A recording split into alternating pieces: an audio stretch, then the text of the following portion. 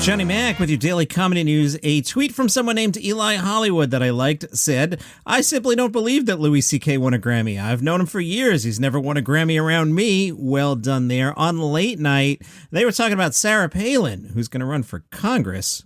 Former President Trump released a statement saying Sarah Palin is tough and smart and will never back down. Jimmy Kimmel said, even for Trump, it's pretty impressive to fit 3 lies into an 11-word sentence. I guess the Masked Singer money dried up and Sarah's running for office. Trump endorsing Palin is like paste eating endorsing glue sniffing. It's ridiculous. Jimmy Fallon, I saw that Sarah Palin announced she's running for Congress, which is good news for Republicans and great news for Democrats. That's awesome. Fallon, for someone who could see Russia from her house, she should have known years ago what Putin was up to, don't you think? Before we dive in, I'm feeling angsty today.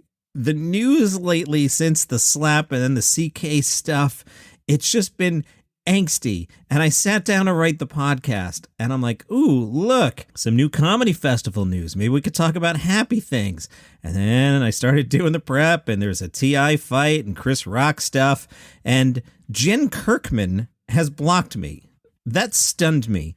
I don't really care. I can do this podcast for 5 more decades without ever mentioning her again. But I'm like, why did you block me? Was it the 10 minutes I spent yesterday taking your side? I don't get it. So whatever, man. You don't want to be on the show? You're not on the show. Let's start with fun things, as my dogs bark at the Amazon guy upstairs. Couldn't get to this yesterday. The Hollywood Reporter dove in on how Jimmy Fallon and Jimmy Kimmel pulled off that epic April Fool's switch. Fallon said our producers were talking to each other every day for the past month. About 4 years ago, the two Jimmys were having dinner in Brooklyn, and Kimmel said to Fallon, what if we switched hosts for a night? There's all sorts of logistical hurdles, which included swapping cities, staffs, and networks. Per the Hollywood Reporter, both hosts arrived at the other Jimmy's studio late last week with a small team, in each case an assistant, a couple of writer-producers, and a few others. On-air Jimmy Kimmel partook in popular Fallon bits like thank you notes and interviewed stars Hugh Jackman and Bridget Everett. Meanwhile, Jimmy Fallon introduced Sweet Tweets, which is a twist on Kimmel's Mean Tweets, and welcomed Justin Timberlake, who pretended to be Matt Damon. Behind the scenes, Fallon sent the Kimmel staff an ice cream truck. Kimmel sent the Tonight Show people cookies from, quote, the other Jimmy. The two Jimmys fielded some questions from the Hollywood Reporter. What was important to each of you? Kimmel, mostly we wanted to make sure it was kept a secret. Fallon, I'm not really a prank guy, so I didn't know if we could pull this off. Like 2 seconds before they announced me, I was nervous. I was like, I hope they like me. Biggest differences in doing the other show. Kimmel, it's rare that you even talk to the people who do the same job you do. We wanted to be respectful of how Fallon produces his show and make sure we were collaborating on everything. Fallon said it was a bit surreal. It's the same job, but also completely different. Everyone there made me feel so welcome. They have a very professional, very funny staff. It's beautiful theater. It's like a TV show in a theater, whereas ours is pure TV studio. It felt great to be that close to the audience. Fallon said booking was hard because we normally are booked 6 months in advance, but it had to kind of be last minute so word didn't get out. Kimmel said the biggest surprise is how fast it goes. Fallon, we double taped our show Wednesday, then I got on a plane and landed around 1 a.m. 7 hours later, Jimmy and Molly were waiting in the parking lot to greet me. We got into hair and makeup and started filming. After that, they flew immediately to New York. Kimmel said, we prepared more for this show than most. What was most important was looking out for the other, sharing the little tricks you pick up over the years. Fallon, really the only people who knew were me and Jimmy and Matt Damon. I was surprised how the networks didn't really fight us on it. Seems like something we shouldn't be able to get away with. Did you guys leave anything for each other? Fallon, I left a card in my office. Kimmel, I left my youngest son. What a great stunt. And yeah, it is amazing that such a thing could even happen. Kudos to the executives for getting it, not being like, whoa, that's so good. All right, let's stay on the happy side here before the angst comes in.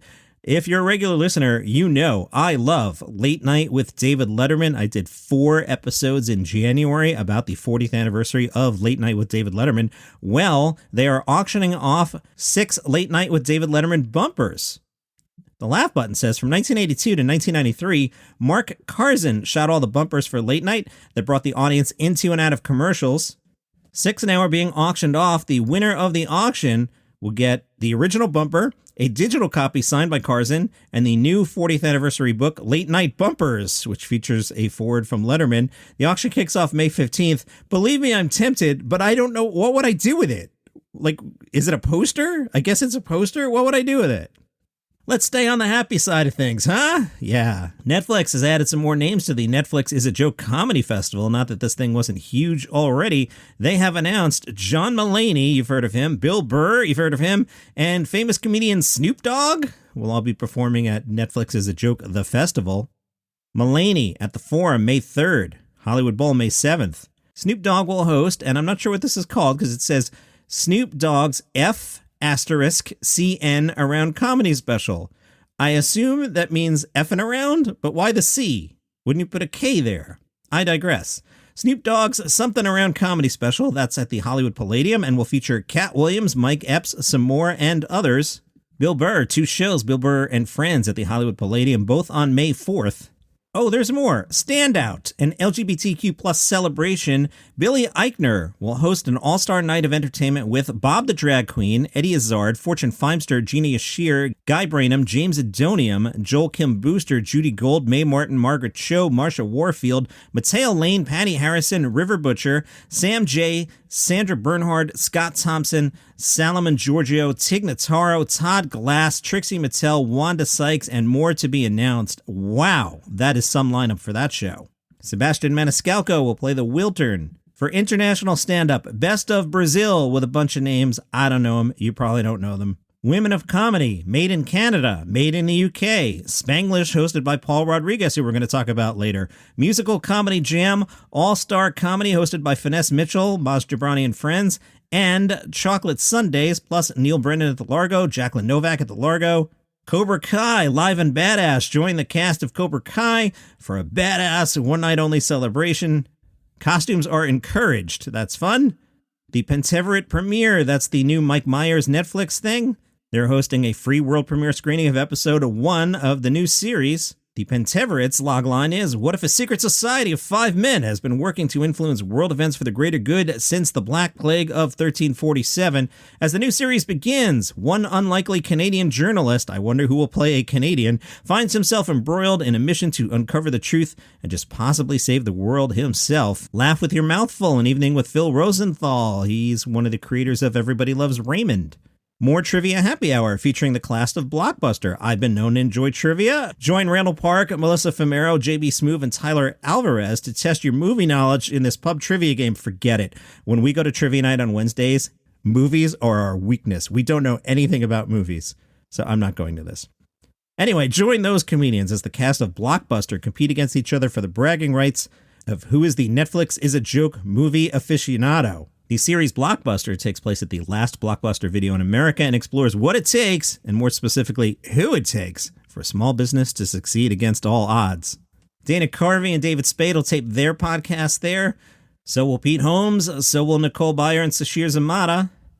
Plus, there's something called The Drop-In, surprise sets from some of the biggest names in comedy, hosted by Janelle James, Mark Norman, Joel Kim Booster, Bob the Drag Queen, and more.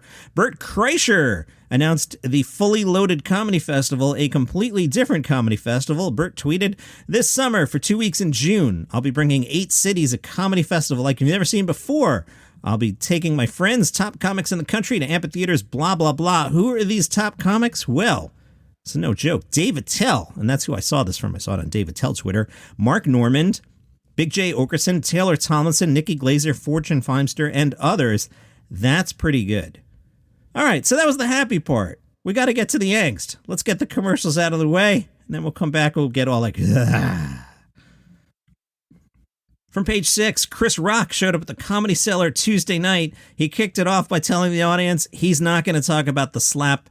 Page 6 says they had a spy at the show. Really? A spy? A spy? It's not just somebody who happened to be at the Comedy Cellar or somebody who perhaps, maybe, works at the Comedy Cellar and makes sure the newspaper knows Chris Rock did a set there. It's a spy? Whatever. Chris literally only addressed it as the crowd was going wild for a surprise appearance, and he got on stage and said, lower your expectations. I'm not going to address that S.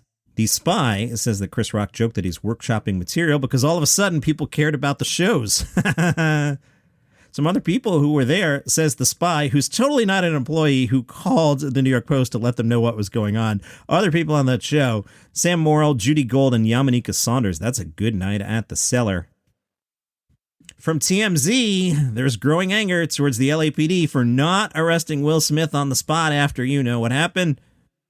LA sources with firsthand knowledge tell TMZ only one officer was inside the auditorium, and he was backstage and didn't see the slap.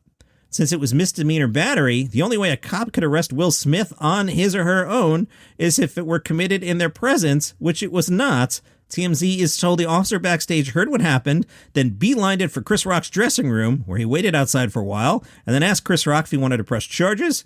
Chris was clear he did not.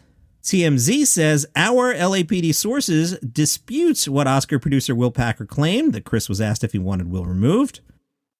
TMZ adds, so there was one other way Will Smith could have been arrested. Listen to this. This is hilarious. Someone in the crowd, and there were several thousand, could have gone up to a cop and asked to make a citizen's arrest. Under California law, a private person may arrest another for a public offense committed or attempted in his presence. No one in the crowd was asked to do that. So, like, Dame Judi Dench could have been like, excuse me, officer, can you please arrest Will Smith? Which would have been massively entertaining. From The Sun, Paul Rodriguez has nothing good to say about Will Smith. Rodriguez claims Smith made a, quote, living hell for him on the set of the 2001 biopic Ali. Did you know Paul Rodriguez is in Ali? I didn't, and I've seen the movie. The snazzy British-style headline, Chris Rock only took one slap at the Oscars, but I took a verbal slap from Will Smith every day. Bunch of quotes from Rodriguez. And sometimes I think the emotional injuries are just as deep, if not deeper, than physical ones. That movie was meant to be a huge stepping stone in my career, but for me, it ended up being a nightmare because of all the sickening abuse I got from Smith. He was evil to me, but nice to everyone else. It was sort of like Jekyll and Hyde. Rodriguez was cast as Ferdy Pacheco, Ali's personal physician. Paul Rodriguez said, back then, Will Smith wasn't the superstar he is now. We hung quite a lot and everything had always been really friendly between us. From time to time, I'd run into him in the studio. We were working on different projects and everything was terrific. So I went to audition for Ali. After the 5th or 6th time I read for the director, I ran into Will Smith again. We stopped and chatted for a little while and I asked him to put in a good word for me. He told me, I think he likes you. I think the part is yours already. So when did things change, you're wondering? Well, Rodriguez told The Sun, I was off one day, I didn't see the commotion, but the real Ferdy Pacheco was on the set, and apparently he was inebriated and went into Will Smith's dressing room, was complaining that his character should have a bigger part and should be played by Danny Garcia instead of me. Things escalated, and apparently Pacheco started calling Will the N-word. Police were called, and Pacheco was escorted off the set. It was bad. Will never looked at me the same from that point onward. Rodriguez returned to the set the next day, didn't know even what happened. He asked everyone how they were doing, including Will Smith, who Rodriguez says flat out ignored him. Then suddenly, the star allegedly looked at Rodriguez, jerked his arms away, and barked at him, you don't know what the F you're doing. And I'm like, Will, I'm just lacing up gloves. The camera isn't even on me right now. I think my lines were something like, stick and move, champ, stick and move. And then he looked down at me and said, you don't know what you're doing. And everything just went drastically downhill from there. I didn't even get the most basic cordiality, you know? Not even, good morning, how are you? How's it going? When we all sat on the makeup chair. I mean, I was there for 6 hours every day, but there was never any bantering. We used to talk, but now as if somebody smelled bad and I was tainted. And it tainted the other actors. All of a sudden, nobody wanted to hang out with me. Michael Mann, the director, even started hollering at me in front of all the other actors in group scenes for things I wasn't even doing. And then here's this last one. I remember I was getting some food from the buffet in that beautiful house when he came up to me and said, you need to be very careful. You're a long way from anyone who likes you because you're in Africa. There are no Mexicans here. What? That's all in The Sun if you want to read that. Fascinating. All right. Pete Davidson, clearly the most powerful man in comedy. If you saw Saturday Night Live, there was a musical sketch that I thought was terrible about short-ass movies. It was a song wishing movies would be no more than an hour and 40 minutes. Well, Netflix got the note, and they have started a category on their streaming service called Short-Ass Movies. Among the movies, the 4th and 5th entries in the Scary Movie series, Zoolander, and Stand By Me. Meanwhile, Pete's girlfriend, Kim Kardashian, have you heard of her? She was on TV last night with Robin Roberts, who asked Kim Kardashian, how serious is it? Kim said, I'm a relationship kind of girl for sure, and I wouldn't be with someone if I didn't plan on spending a lot of my time with them. Obviously, I want to take my time, but I'm very happy, very content, and it's such a good feeling to be at peace. Roberts asked momager Kris Jenner about her thoughts on Pete Davidson dating her daughter. Jenner says, Pete's great. He's a really nice guy. More angst. This from Complex. I've been telling you that musician T.I. has been doing some stand-up comedy. Well, apparently T.I. got into a heated exchange on Monday night during an open mic at Our Bar ATL. Complex says video shows T.I. standing next to the stage, confronting host Lauren Knights after she seemingly mentioned the sexual assault allegations against T.I. and his wife. The clip begins with T.I. denying the accusations and reminding the audience that the assault case was ultimately dismissed in L.A. court. T.I. says, and I'll clean this up here, a lot of cleaning up coming up, okay? So I am paraphrasing what T.I. is said to have said. Paraphrasing. There was no effing crime. There's nothing to charge me for or my wife. Knight tries to interject. T.I. continues, shut the F up for a second. Hey, listen, no. As many times as you joke on that S, I'm going to check your MF butt. As long as it takes. When you stop talking about it, when you stop playing with me and mine, I'm going to stop saying something. Ain't no MF case, ain't never been no MF case, because I did nothing wrong, my wife ain't did nothing wrong, and if you keep playing with me, I'm gonna MF continue to confront you publicly, verbally. Complex says it's unclear exactly what Knight said to ignite such a response. Later in the evening, she said, T.I. is innocent, I truly believe it. Give it up for him, there are no charges. Immediately after Knight attempted to squash the issue, T.I. began shouting once again and told Knight to stop playing with him. Knight assured T.I. that that wasn't the case and reminded him she was just doing her job as a comedian. She said, this is not a rap battle, this is an MFing comedy show. Be clear, if I want to make jokes about something, I'll make jokes about something. Absolutely. You're not going to tell me to shut the F up in my S word. This is my S. Let me be very clear. T.I. then grabbed the mic and said, no, it's not, and then his sound was cut. Several minutes later, Knight and T.I. exchanged some kind words on stage and seemingly buried the hatchet. A story I've been bouncing for about a week because it's been so crowded, but from Newsweek, Freddie Gibbs said he stopped Joe Rogan from getting beaten over a racist remark. The rapper appeared alongside Joe Rogan on the Kill Tony comedy podcast. This happened back in March, and discovered the controversy about Joe Rogan's use of racial slurs on the Joe Rogan Experience. Rogan had said, it's been years, let it go.